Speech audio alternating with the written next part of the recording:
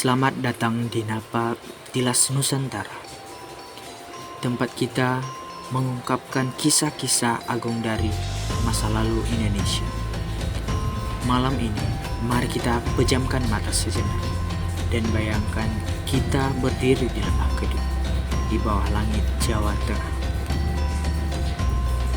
Di hadapan kita menjulang sebuah mahakarya batu andesit, tersusun rapi, senyap, namun memancarkan aura ribuan tahun. Itulah Candi Borobudur. Borobudur tidak hanya sekedar destinasi wisata. Ia adalah manifesto kebesaran. Dan di balik kebesaran itu ada satu nama dinasti yang tak terpisahkan, yaitu Sailendra, dinasti yang berarti Raja Gunung.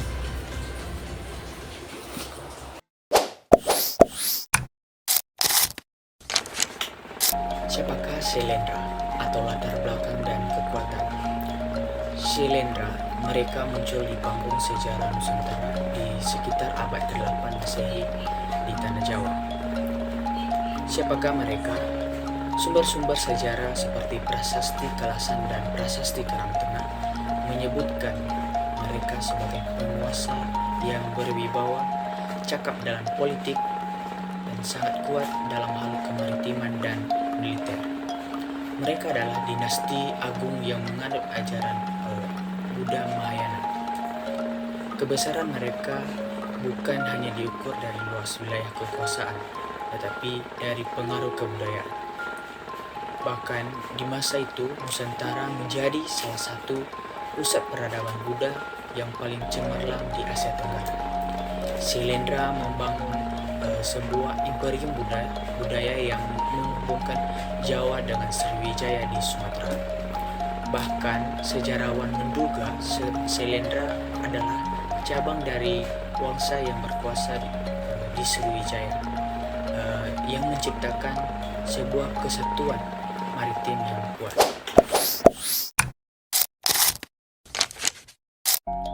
Selanjutnya, Sailendra dan visi Borobudur atau filosofi pembangunan. Dan visi agung mereka puncaknya terwujud dalam Borobudur. Pembangunan Borobudur diperkirakan dimulai pada masa Raja Samaratungga, Sailendra yang paling mansur. Ini bukanlah proyek yang selesai dalam semalam. Pembangunannya memakan waktu puluhan tahun atau mungkin hingga satu abad. Mengapa Borobudur dibangun? Tujuannya bukan sekadar tempat ibadah biasa, melainkan Borobudur adalah sebuah mandala raksasa dan model kosmos dalam ajaran Buddha Mahayana. Strukturnya adalah perjalanan spiritual yang dimulai dari tingkat terbawah, yaitu Kamadhatu atau dunia nafsu, dengan relief karma wibangga, kisah tentang hukum sebab akibat. Lalu kita naik ke Rapadatu, yaitu dunia rupa, dengan relief megah seperti kisah Jataka, Avadana, yang paling penting yaitu Lativistara atau riwayat hidup Sang Buddha. Dan puncak Arapadatu atau dunia tak berupa, yaitu tingkat kesadaran tertinggi yang diwakili oleh stupa-stupa berlubang yang menyimpan patung Buddha yang samar-samar terlihat. Ini adalah perjalanan dari kegelapan menuju pencerahan yang diukir dalam batu.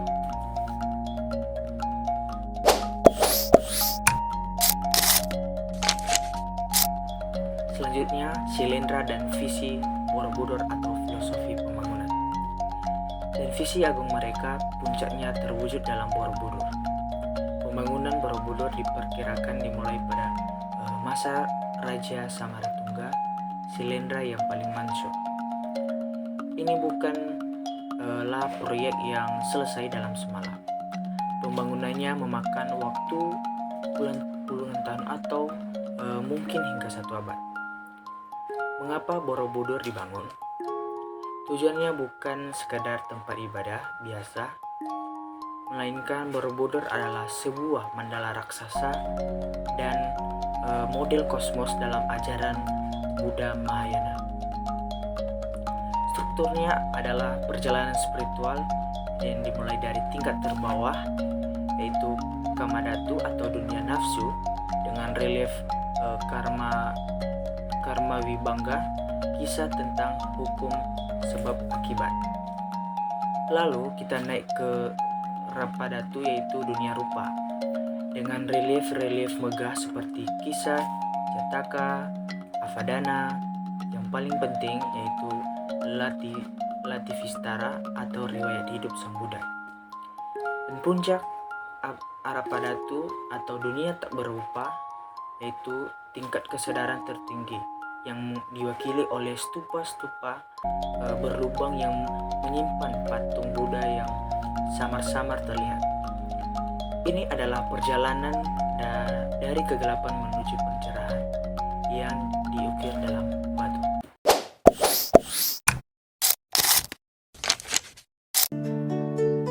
Selanjutnya yaitu ketiga, keajaiban arsitektur dan relief atau detail teknis dan estetika. Sekarang mari kita bicara angka yang memukau Borobudur yang memiliki lebih dari 2.600 panel relief dan 504 arca Buddha. Jika relief itu direntangkan, panjangnya mencapai lebih dari 5 km. Bayangkan tenaga, ketelitian, dan kecerdasan yang dibutuhkan untuk mengukur cerita-cerita ini tanpa bantuan teknologi modern. Setiap relief adalah sebuah buku sejarah, sebuah ajaran moral, dan sebuah karya seni. Coba perhatikan detail pada reliefnya, gerakan tubuh yang lentur, ekspresi wajah yang tenang, hingga hiasan-hiasan flora dan fauna yang begitu realistis. Ini menunjukkan tingginya tingkat keahlian seniman arsitek Shilendra. Mereka bukan hanya tukang batu, mereka adalah filsuf, teolog, dan seniman agung yang menuangkan kosmologi ke dalam bentuk fisik.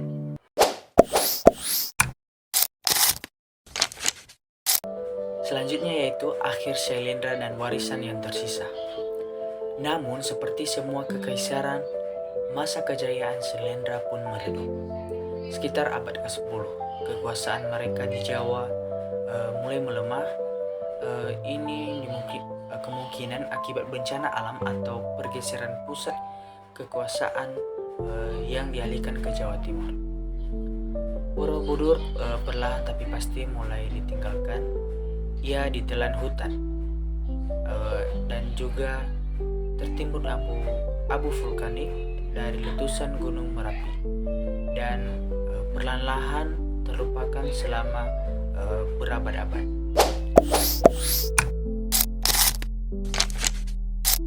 Selanjutnya yaitu penutupan dan refleksi. Shailendra Raja Gunung, mereka telah tiada, tetapi setiap kali matahari terbit menyinari stupa Borobudur, kita bisa merasakan napas mereka. Kita bisa mendengar gemaman para biksu dan kita bisa melihat pantulan visi agung mereka. Borobudur bukan hanya candi, ia adalah monumen ingatan, sebuah pesan yang dikirim oleh dinasti Shailendra melintasi ribuan tahun kepada kita, anak cucu Nusantara. Sebuah pesan tentang filsafat dan pencerahan.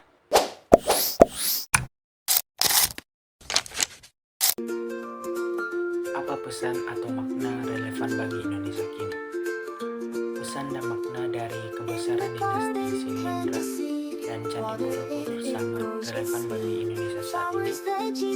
Warisan ini menawarkan pelajaran berharga dalam beberapa aspek, mulai dari persatuan hingga pembangunan. Berikut adalah beberapa makna relevan tersebut.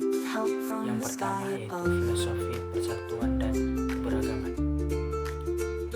Relevansi Shailendra dengan Borobudur atau Buddha Mahayana hidup berdampingan dengan Wangsa Sanjaya yang Hindu atau dengan Candi Prambanan yang dibangun tidak jauh dari situ. Ini adalah bukti nyata bahwa toleransi sudah melekat dalam peradaban Nusantara jauh sebelum masa modern.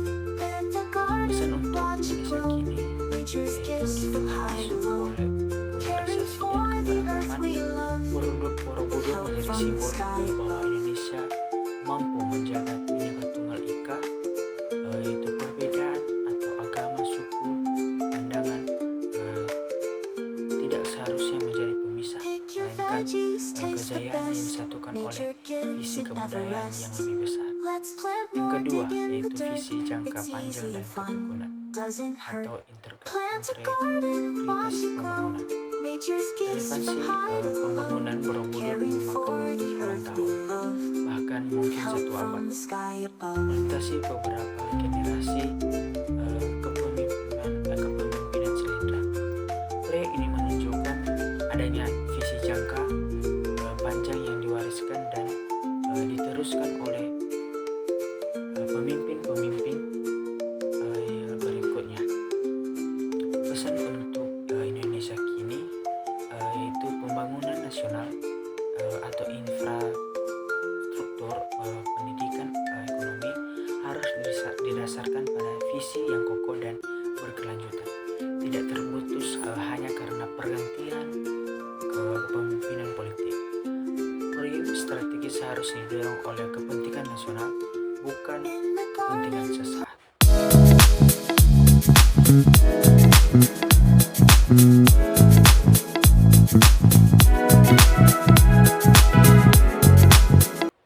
Terima kasih telah mendengarkan Napak Tilas Nusantara bersama Wilmus Mitologia Podcast. Sampai jumpa di kisah agung berikutnya.